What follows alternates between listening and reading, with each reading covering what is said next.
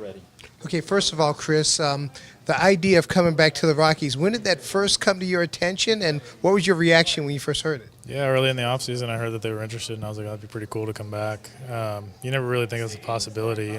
You move on from a team, or they move on from you, however you look at it, and never think it's a possibility. I enjoyed my time here the first time around, and it was pretty cool that that chance was on the table. And then as the offseason kind of formed and really became more of a reality, I was starting to get pretty excited about it.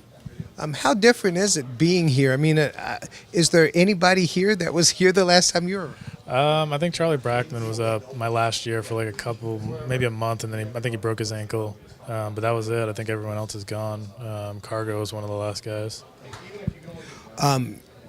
Coming here to such a young staff, what are your priorities in getting to know them and getting to work with them? Yeah, it's just basically getting to know them and just letting them know that I'm here to help any way that I possibly can, and just being open and honest to just have a conversation about baseball or life or whatever they may need, and just try to help any way that I can, try to contribute any way that I can, and just make them better.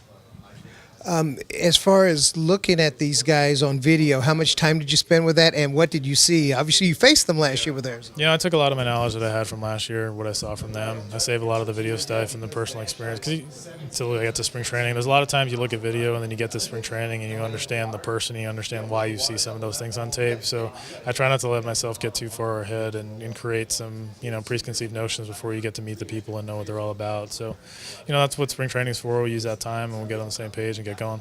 The first time around here, you were the young player coming up, and there were veterans around to help you. What were some of the more positive things that helped you during that time? Who were some of those guys, and what have you taken from that? For me, it's just take a little bit from everybody. There really wasn't one specific guy. It was just all those. It was such a good clubhouse, such a great group of guys. Just try to take bits and pieces from everyone and just how they carried themselves, how they worked, how they played, what they did on and off the field, how they treated people, everything, and just take the positives from all those guys and just try to emulate as much as you can.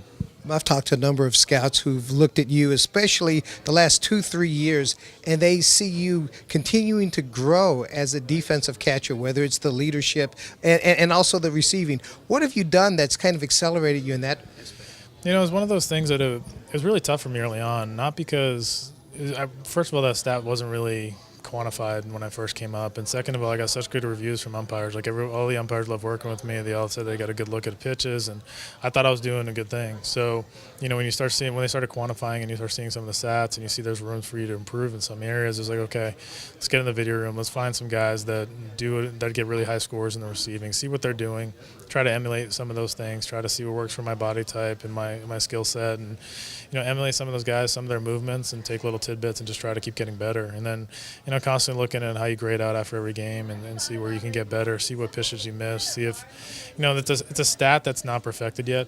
It's a stat that there's a lot of static in it. I had games where we lost by 12 runs and I scored really, really high, and we had games that we won by 12 runs and I was scored low. So there's so much subjectivity on the umpire standpoint that can kind of skew those stats one way or another, that I don't think it's the end-all be-all.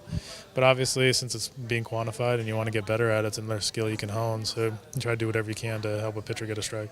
Is it all things that you're doing during the game, or are there things that you do outside, whether it's flexibility, weights, or whatever? How do you do it? More technique. It's more technique. It's more positioning. It's a lot of it is contingent, I think, on how close you are to the hitter. The gravity's pulling that ball down. If you're closer, it gives it doesn't drop another inch or so. And when you're working on the margins, half inch is a big thing. So you just try to keep adjusting your stance. You try to put yourself in a good position to receive a baseball. Yeah, in fact, I may look at this a little bit later. Getting closer to the hitter, it seems like it puts you in harm's way for a lot of other different things. So is there a balance there with that? Yeah, definitely. You're definitely going to hit with backswings. I mean, it's happened to me a bunch. If you watch a lot of backswings, you watch catchers will constantly get hit in the side of the head, on top of the head, hands, elbows, shoulders. I mean, you catch, it's part of it. It's going to happen, but obviously the closer you get, the worse it's going to be. So it's kind of a balance of how much punishment you want to take on a given day. But you try to put yourself in harm's way to get a call, and that's just part of the position. As far as you're concerned, you've also branched beyond baseball. I understand you're into the wine business. Can you explain that a little bit? Yeah, just when I was in 2012, when I was with Vernon Wells, we And we started a little online business with our winemaker. We created a label and didn't really have a brick and mortar site. We were just working out of his winery and created a label, and it kind of took off. We got really high ratings our first time out, and then last year Robert Parker gave our cab 95 rating, which is phenomenal, especially being so young, especially without any brand recognition. So we're ecstatic about that, and we just keep the hope to build off that. Hey, thank you very much, Chris. Thanks, Thomas. Thanks, Chris.